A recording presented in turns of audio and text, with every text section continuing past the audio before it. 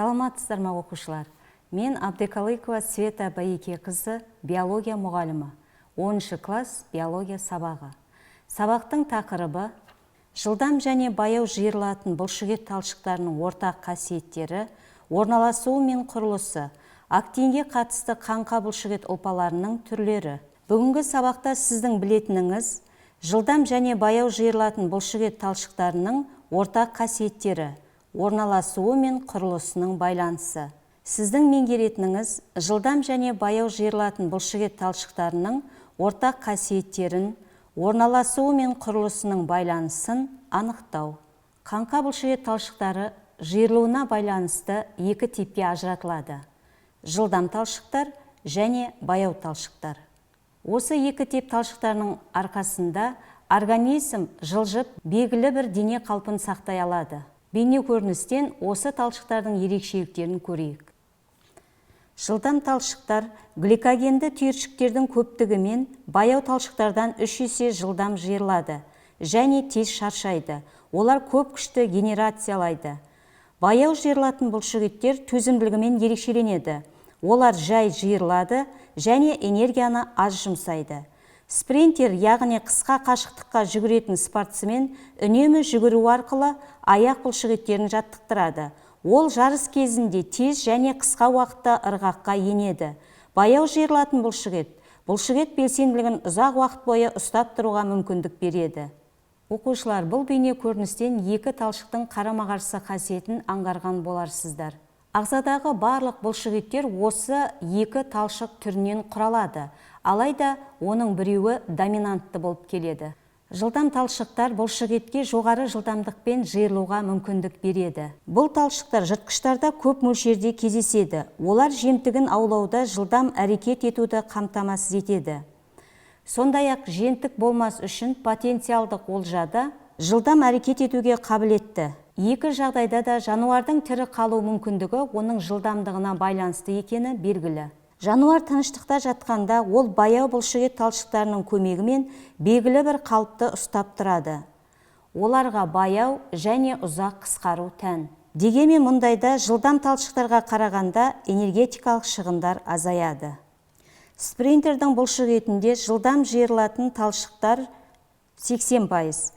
Адамның бұлшықет талшықтары қысқа мерзімде қарқынды жүктеме кезінде жылдам және жеткілікті энергияны қажет етеді.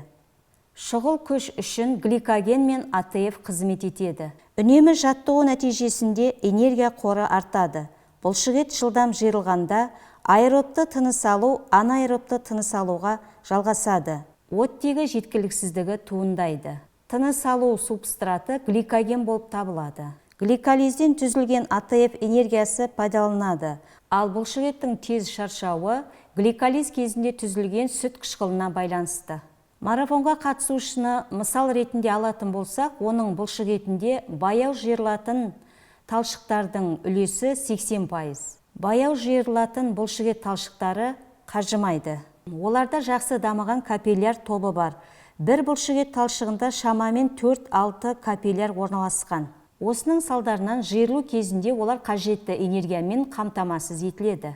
Цитоплазмасында көп мөлшерде митохондриялар мен жоғары белсенді тотығу ферменттері бар. Бұның барлығы осы бұлшықет талшығы үшін маңызды аэробты төзімділікті анықтайды және ұзақ уақыт қажусыз бір қалыпты жұмыс істеуіне мүмкіндік береді. Жылдам бұлшықетпен салыстырғанда миофибрилланың аз болуына байланысты жиырылу кезінде күшті аз шығындайды. Бұлшықеттің жиырылу жылдамдығы жылдам бұлшықеттен 1,5-2 есе аз болады.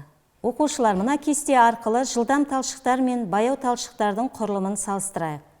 Жылдам талшықтарда митохондрия аз болғанымен саркоплазмалық ретикулум жақсы дамыған.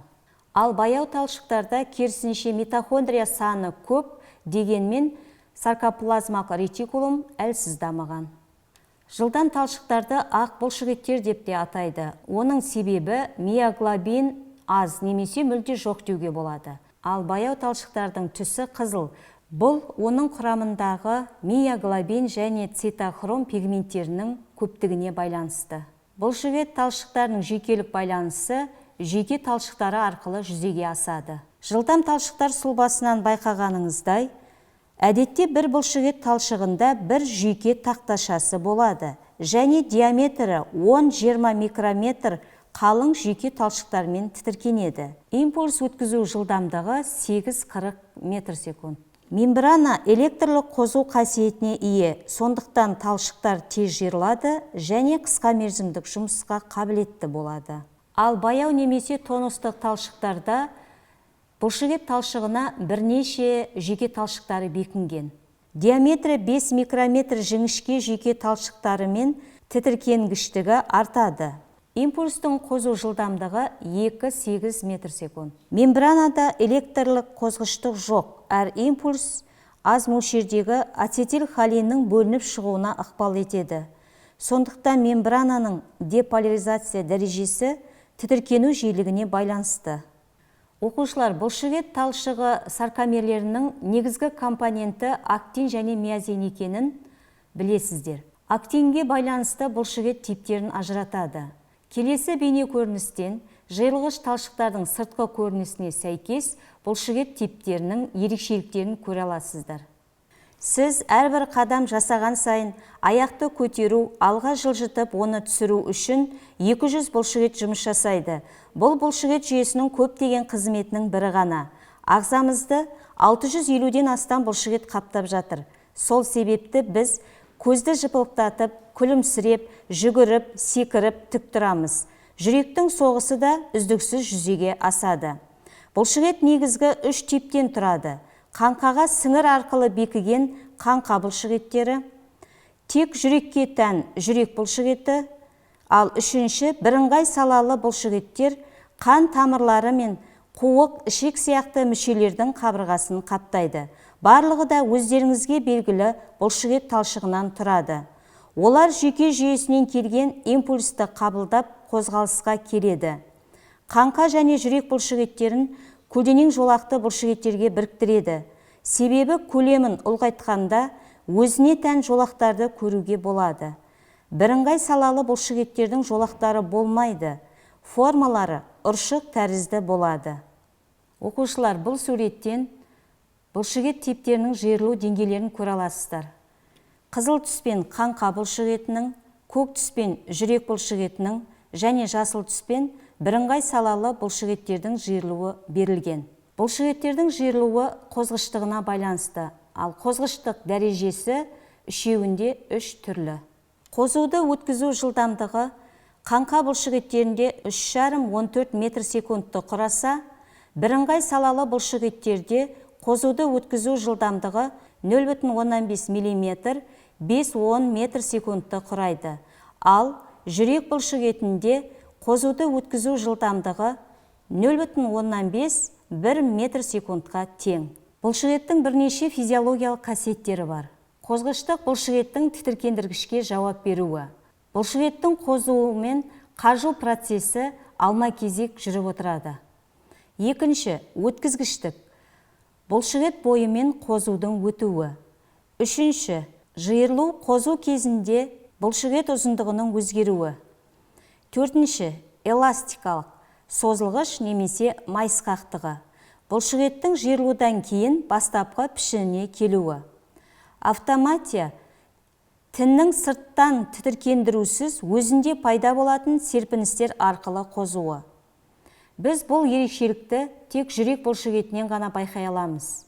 Алтыншы, пластикалық. Бұлшықеттің ұзындығы өзгерген пішінін біраз уақытқа дейін сақтауы. Қажу деп әрекет атқарғаннан кейін бұлшықеттің немесе басқа мүшелердің жалпы организмнің жұмыс істеу қабілетінің төмендеуін айтады. Қажыған кезде бұлшықеттің аталған функционалдық қасиеттері біртіндеп төмендейді. Қаңқа бұлшықеттері бірыңғай салалы бұлшықеттерге қарағанда тез қажиды. Ал қаңқа еттерінде алдымен ақ еттер, содан кейін қызыл еттер қажиды. Шапшаң әрекетте, яғни жылдам талшықтарда саркоплазмалық ретикулум жақсы дамыған. Сол себепті одан кальций иондары тез оңай шығады. Мұндай талшықтар қанмен нашар жабдықталған. Жиырылған соң олар шапшаң босаңсиды және оларда тотықтырғыш ферменттердің белсенділігі төмендейді. Сондықтан статикалық жұмыс кезінде организм негізінен баяу әрекетті қызыл талшықтарды, ал жылдам қимыл үшін ақ талшықтарды пайдаланады. Баяу талшықтар ұзын және қарқынды емес жұмысты ұзақ атқаруға қатысады. Бұл кезде, яғни айтарлықтай күш талап етпейтін жұмыс, дене кейпін ұстап тұратын қозғалыстар, мәселен, марафон және жаяу жүру, велосипед, жүзу кезіндегі қашықтық, қалыпты жағдайдағы жаттығу тағы басқа. Қызыл бұлшықет талшықтары жүктемесі кезінде ең максималды күші 20-25% көрсеткішінде болады және өте төзімділігімен ерекшеленеді.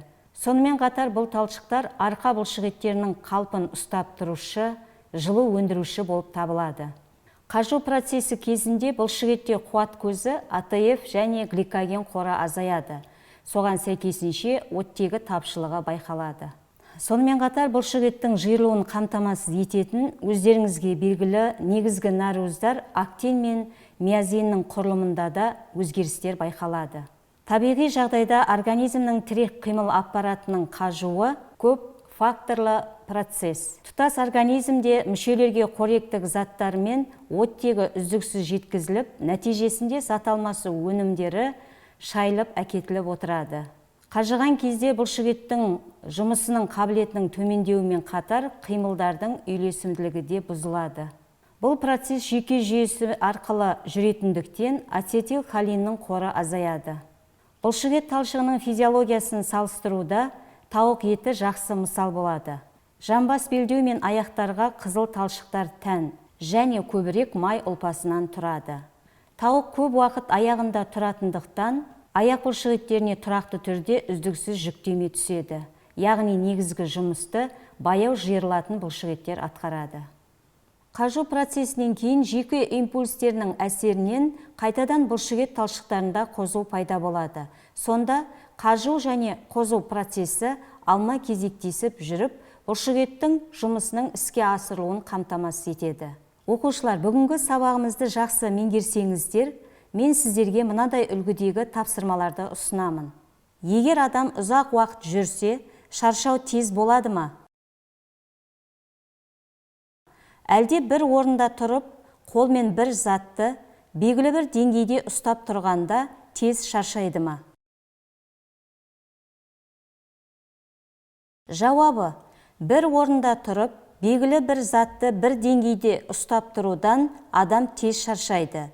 Оның себебі бұлшықет статикалық қызмет атқарады, ал адам жүргенде жиырылу мен босаңсу кезектесіп отырады. Екінші тапсырма: суреттегі бұлшықет типтерін анықтаңыз.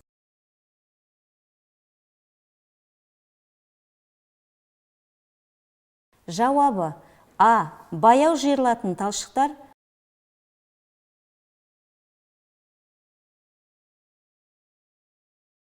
Б. Баяу және жылдам жиырылатын талшықтар. С. Жылдам жиырылатын талшықтар. Үшінші тапсырма. Берілген сипаттамалар бұлшықеттің қандай типіне тән екенін анықтаңыз.